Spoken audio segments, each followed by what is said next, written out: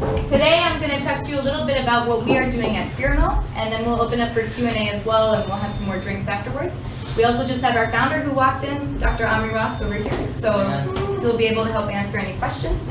And I think the intention is that we'll also demo for you guys what we can do with Firmo, but I'm just going to give you the overall idea of what's going on. My role is that I'm the director of community, so I also can help to answer any questions you might have. And I, of course, invite you to join our Telegram group.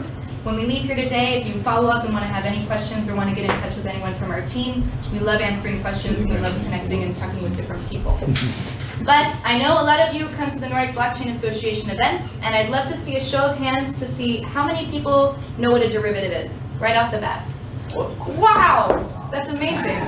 I can't tell you how many times we speak to people who don't really know what's going on in this space, so that's really nice. So at Firmo, we're helping to build the financial infrastructure for the crypto economy, and we focus on derivatives and offering financial smart contracts. So very quickly, for those of you who didn't raise your hand, when we talk about derivatives and why they're important, a kind of classic example is, let's say I'm an ice cream manufacturer, and I need milk in order to make my ice cream. And I'm worried that the price of milk is going to rise. So I'm going to go find somebody who is making milk and approach them and get a deal on that milk that is going to be able to fit my business model, so it's not super high that I can't run my business and do what I need to do.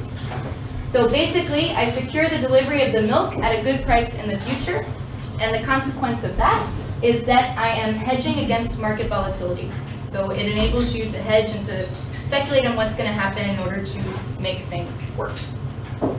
And the thing that's fascinating about the derivatives market is that it's massive.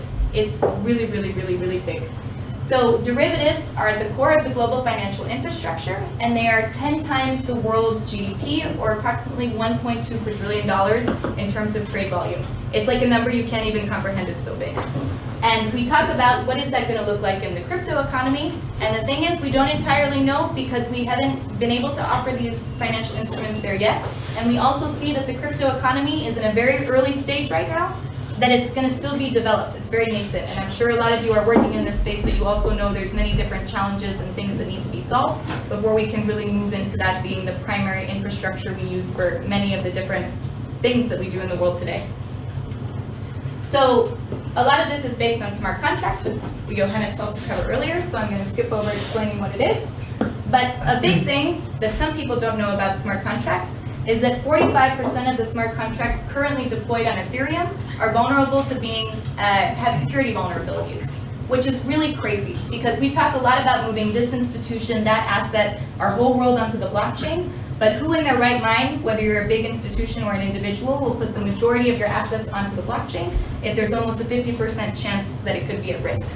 And we saw this with the Parity wallet and the DAO, which we also talked a little bit about earlier. But this is a big thing that we need to address, and it's one of the things that we look at Firmo. And particularly, we do it through Firmo-Lang, which is a domain-specific, formally verified language that we've created. And I'm going to go through now what the different value propositions are there, and then we'll also be able to demo how it works for you and how we actually create derivatives and work with them. So the first thing to know about Firmo-Lang is that it is formally verified. And by that, we mean that it uses the same principles that we use to ensure that planes and trains and satellites run securely. So I don't know if you know, but most airplanes today are also run on code.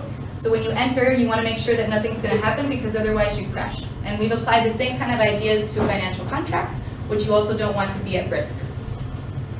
The other thing about Firmo-Lang is that it's very intuitive. So here we have an example of a contract written in Solidity, which is Ethereum's programming language, and it takes normally around 92 lines of code, which is a lot. And you can see here, there's a lot of opportunity to write something potentially the wrong way or to have a mistake or some other kind of vulnerability. With Firmo-Lang, it takes 12 lines of code, and if you make a mistake, we'll tell you. So we have a lot of different templates that you can use in order to write the smart contract, or you could also write it yourself. It's a very simple syntax. Anybody can learn it in the afternoon. And that's also a benefit because there's not that many Solidity developers out there today. So we hope that Firmo-Lang is also something that will enable people who want to work with the blockchain, especially within the financial arena, to enter the space and be able to also work in that capacity and move their business on there. And that's where we talk a lot about being infrastructure or platform technology. The other thing is that we're blockchain agnostic. So again, to the idea of being a platform technology for this space, we currently compile to EVM, but we're also looking at other major blockchains. So I'll talk a little bit about that in a second. But we want to be able to work with a lot of the big different players that support smart contracts. And then if we talk about who our customers are, we're focused on different players in the crypto sphere right now. So that's exchanges, OTCs, peer-to-peer lending platforms, prediction markets. We went through a couple different examples of governance in the earlier talk. And then we are also looking at more traditional companies, so hedge funds, banks, and other institutions that want to offer decentralized derivatives. Right now, we have quite a few early investors who are also strategic partners. You may recognize Bancor and Quantum that are out there. But we are also having quite a few advisors who are experienced in this area, who will come from the academic sphere. They're also from the financial industry and doing all different kinds of things. And this is the link to join Telegram if you want to come talk to us or hang out with us. I was explaining before that for us, this is one of the first events we've done in the Danish ecosystem. We've been very busy traveling around all over the world and speaking at different conferences, but we haven't done so much in our own backyard. So we also wanted to let you guys know that we're here, we're doing a lot of interesting things, and we want to connect with you. So if you have questions or you want to come talk to us, we're at the Copenhagen FinTech Lab, and we're around. So we love talking about these different things. You can see Johannes always loves a good discussion.